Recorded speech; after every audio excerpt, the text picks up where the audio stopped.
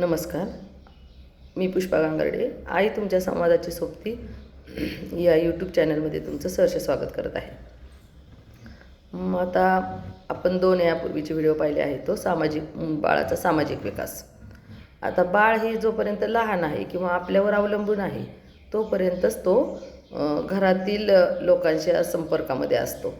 पण ज्यावेळेस त्याचं 5 ते 6 वर्ष वय होतं, आता 3 वर्ष वयामध्येही तो बाहेर पडतो, म्हणजे त्याचं शिक्षण सुरू होतं. त्यावेळेस शिक्षणाच्या वेळेस कोणी LKG UKG म्हणा किंवा अंगणवाडी म्हणा, याच्यामध्ये त्याला बाहेर जावं लागतं. म्हणजे त्याचा जवळपास 3 वर्षापासूनच समाजाशी संपर्क यायला लागतो. आणि माणूस हा समाजप्रिय प्राणी आहे. त्याला समाजामध्ये राहायला आवडतं, म्हणून तो ग्रुपने राहायला लागला. आणि समाजामध्ये राहिल्याशिवाय त्याच्या जीवनाच्या सगळ्या गरजा पण पूर्ण होत नाही आहेत. तो मग शेतकरी होऊ, नोकरी असो, नाही तर त्याचा बिझनेस असो, सगळ्या गोष्टी समाजाशी रिलेटेड असतात. म्हणजे मुलाला नुसती भाषा येणं किंवा नॉर्मल बाळ असलं तरी बी ते घरामध्ये कसं वागते आणि समाजात कसं वागते याकडे पालकांनी लक्ष दिलं पाहिजे. आजकाल काय झालेलं आहे, पालकांचं फक्त त्यांना सुविधा उपलब्ध करून देण्यावरती लक्ष आहे आणि ते म्हणत आहेत की आम्ही मुलांना सर्व प्रकारचं म्हणजे त्यांना गरजा पूर्ण करतो आहे. पण त्यांचा सामाजिक विकास करणं ही पण एक गरज आहे काळाची. मुलांना तुम्ही आता काही दिवसांना पाहताल, काही दिवसांनी कशाला, आत्ताच जरी 4 मुलं म्हणा एकत्र उभे असले तरी पण ते मोबाईलवर मोबाईल खेळत बसत आहेत. 4 माणसं शेजारी बसली तरी ते मोबाईलमध्ये पाहत आहेत. ज्यावेळेस आपण या पिढीला सवय लावणार आहे की कोणीही 4 माणसं, पूर्वीच्या काळी समजा बस स्टँडवर बसलेत आणि ते अनोळखी आहेत तरी बसल्या ते विचारतात तुमचं गाव कोणतं आहे, तुम्हाला कोणत्या बसने जायचं आहे, तुमच्या तिकडं पाऊस झाला का, पेरणी झाली का.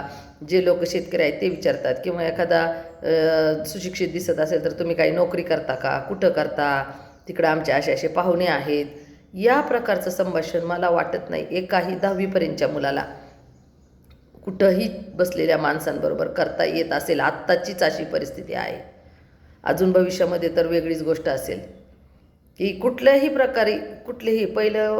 प्रकारचं साधन नव्हतं, म्हणजेच त्याच्यामुळे विचारांची देवाणघेवाण या माध्यमातून होत होती. आता काय झाले की आपण मोबाईल पाहतो म्हणजे काय, दुसऱ्यांचे विचार रेडीमेड आपण ऐकतोय, पाहतोय, ते आपण अवलंबतोय म्हणा, पण आपले विचार आपण मोबाईलमध्ये थोडेच व्यक्त करतोय. कोणाशी शेअर करतो का, किंवा आपलं काही चुकतंय का, त्याच्यातलं आपल्यासाठी ते योग्य आहे का, हे मोबाईल आपल्याला सांगत नाही आहे. आपल्या मनाला जे योग्य वाटते ते आपण त्या मोबाईलमधून घेतो आहे. असं नाही की मोबाईलमध्ये काही नाही आहे चांगलं घेण्यासारखे, त्याचा उपयोग चांगलाही होऊ शकतो.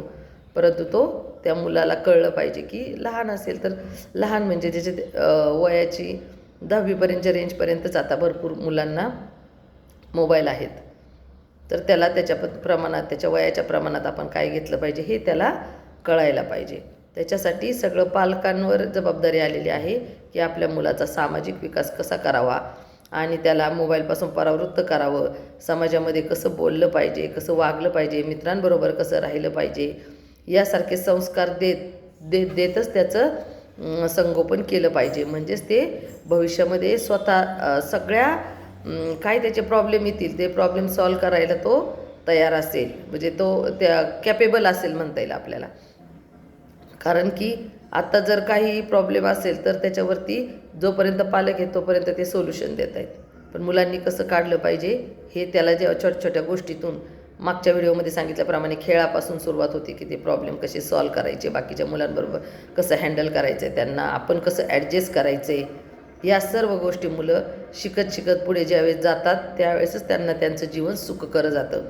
मग तो जॉब भविष्यात आपल्याला उदरनिर्वाह करण्यासाठी काहीतरी व्यवसाय म्हणा, शेती म्हणा, जॉब म्हणा करावा लागतो. तर मग आपल्याला त्यावेळेसचे जे येणारे प्रॉब्लेम आहेत ते पण समाजाशी डिस्कस करूनच सॉल्व होत आहेत.